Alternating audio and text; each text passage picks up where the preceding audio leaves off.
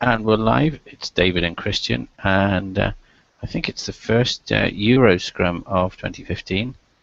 My update's very brief. I've done a little bit of coding on some hobby robot code in Python over Christmas, but just adjusting and tweaking an existing program.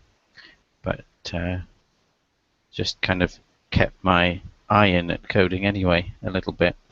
And looking forward to hopefully doing some pair coding this week, hopefully today with Agile Ventures. Christian, any updates? Was that for the Agile Ventures project? No, it wasn't. No, it was for a toy robot that my son has. Nice.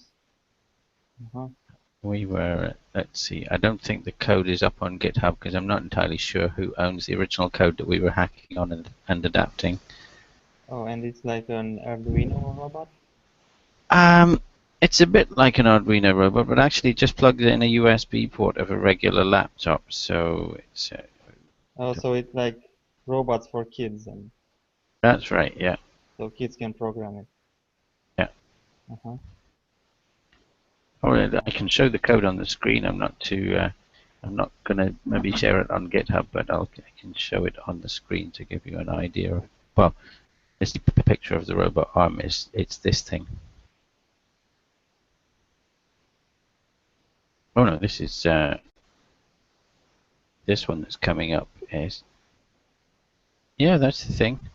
Oh, Although the one we have got connects. This is uses regular switches. The one we have got has got a USB board in the battery box, so it connects into a laptop. So yeah, it's a toy, but it's this whole thing, and then it broke, so we dismantled it and rebuilt it. And you can program it to cook you eggs. You can program it a little bit. It doesn't have any sensors whatsoever, so you can't really control its position. You can send it a command to say, move this motor for 2 seconds or whatever, but you're never quite sure where it's going to end up. Yeah, I see. Cool. But for the price it usually costs about $45. I guess that's just list price there. It's pretty good because it just uses the very, very cheapest, simplest motors in each of the joints. The kind of motor that you would get in a toothbrush or a little toy. Yeah. So this can also rotate? It can rotate, yes. It can rotate around that shoulder. The shoulder moves up and down. Then it has an elbow and a wrist. The wrist doesn't rotate, but the gripper does grip. So you've got 5 degrees of freedom. So it's not quite as many. An industrial robot would take around that wrist as well. And this was only projected to make it use with the remote control. That's right. So we could use it remotely with Linux. Cool. But, yeah, there's a nice library online on GitHub that you can use if any kids want to play with that. There's outside of the software that's provided works, but it doesn't allow any programming at all. So if anybody wants to use Python, there's a very nice library on GitHub for controlling it. Nice. So that's the end of my update. Yeah. About me, for the holidays, for Christmas I was away, but then between accepting the New Year's Eve, we were working on the OSRA project, and also started from 1st January this year. So all the free time I had, I dedicated to this. Oh, great. Yeah, and we are moving from active admin. We are moving to Rails and slowly implementing that. And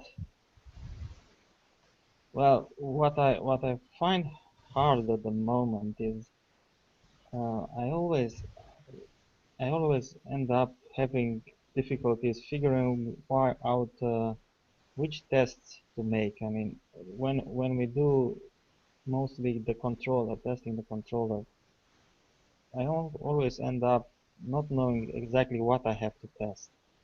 Mm. And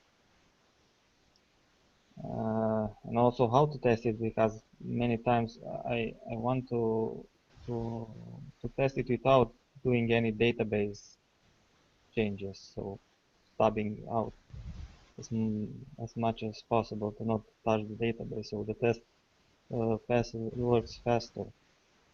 Yeah.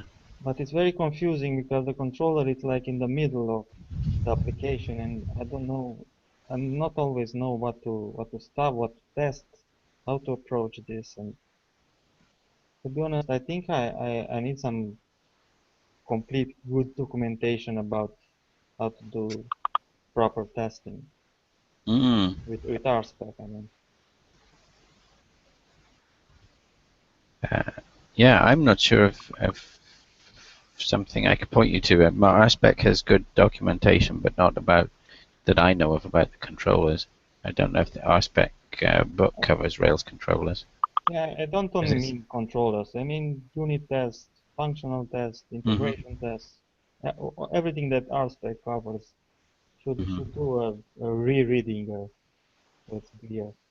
Yeah. Sam recommend. I haven't got the book, but Sam recommends the RSpec book that's written by the author of RSpec. Um, Yeah, I was looking into that, not sure. mhm. Was curious if that's good or not. I find this book, this page, the built-in documentation to the RSpec in the RSpec gems. Um, there's there's several sets of documentation, one for each gem. Um, but the RSpec documentation, the documentation which is kind of uh, automatic, a bunch of automatically running Cucumber tests. This one doesn't have.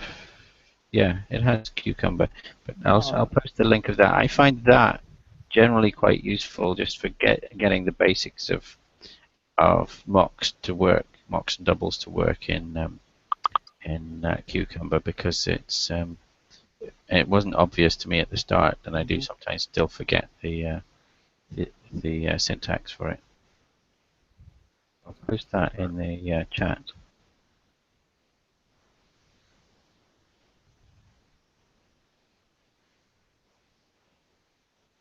So that's the official RSpec documentation. so Okay. is this the book you're talking about? The one I'm sharing? Yes, that's the one. RSpec book.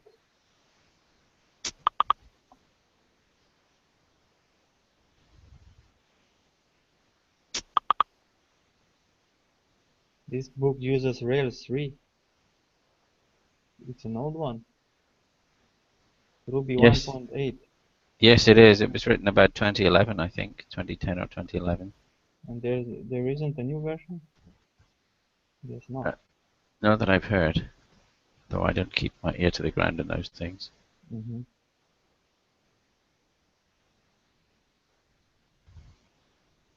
But there's new version, definitely new version of RSpec.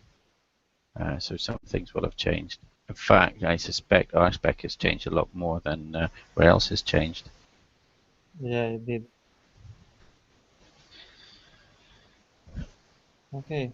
Norbert, hello.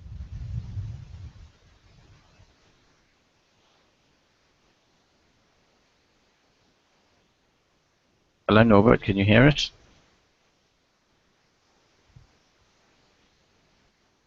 Norbert, Happy New Year.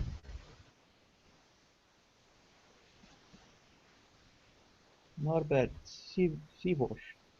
Yes, Norbert has typed yes, Happy New Year in the chat. So I guess Yeah. yeah, he's either at work or there's some other reason why he can't speak.